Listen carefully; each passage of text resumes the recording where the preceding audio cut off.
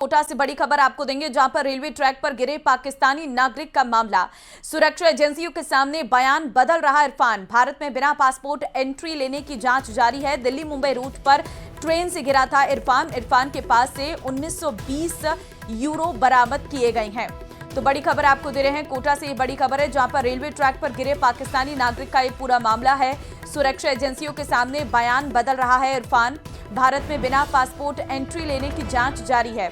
Delhi Mumbai root पर train से गिरा था इरफान के पास से 1920 यूरो बरामद किए गए थे। तो अब बार बार बयान बदलता हुआ नजर आ रहा है।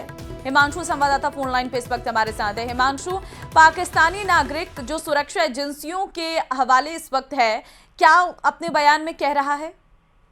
देखिए, आपको बता दें कि दिल्ली मुंबई रेल मार्ग पर केशुराय पाटन के पास में रेलवे ट्रैक पर ये पाकिस्तानी नागरिक मिला था। और आपको बता दें कि ये माफ कीजिएगा, ये रेलवे ट्रेन से गिरने के बाद में रेलवे ट्रैक पर गिरा और इसके बाद खुद ही ये अस्पताल पहुंचा था, जिसके बाद में इसने अपनी आइडेंटिटी बताई कि मैं पाकिस्तान से हूँ, पंजाब प्रांत के अमलसा गांव का रहने वाला हूँ। और इसके पास जैसे ही पुलिस पहुंची, उसके बाद इसकी जांच की गई तो 1920 यूरो इसके पास मिले, 45,000 के करीब नकदी इसके पास मिली और पूरी तरह से ये शक के दायरे में आ गया।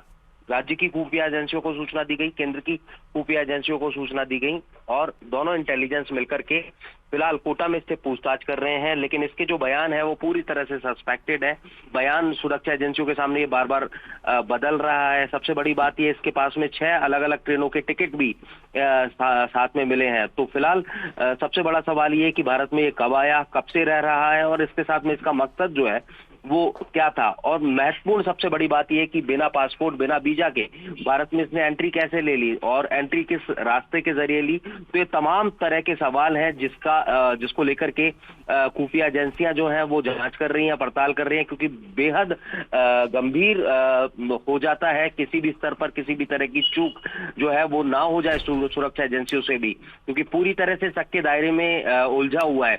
अलग अलग तरह के बयान दे रहा है कि मैं रेस्टोरेंट खोलने वाला था, मैं जो है वो अपना कारोबार शुरू करने वाला था। बिल्कुल, अब देखना होगा कि इसके जो बदलते बयान है वो किस तरह से इस कार्रवाई को आगे बढ़ाते हैं। बहुत धन्यवाद आपका तमाम जानकारी के लिए। जोधपुर से अब आपको बड़ी खबर देंगे, जहां लद्दाख हिंसा को लेकर गिरफ्तार किए गए सोनम वांगचुक को जोधपुर की सेंट्रल जेल लाया गया है, जहां उन्हें 11 घंटे से अधिक का वक्त हो चुका है। यहां हाई सिक्योरिटी वार्ड में सोनम वांगचुक को 24 घंटे नजर रखी जा रही है। बता दें कि सोनम वांगचुक पर लेह के युवाओं को उकसाने का आरोप है, जिसके चलते उन पर एनएसए के तहत कार्रवाई की गई है। तो बड़ी खबर इस वक्त आपको जोधपुर से दे रहे हैं, जहां पर हाई सिक्योरिटी वार्ड में बंद है सोनम वांगचुक। सुबह बताया जा रहा है कि नाश्ते में अंकुरित चना और गुड़ खाया है।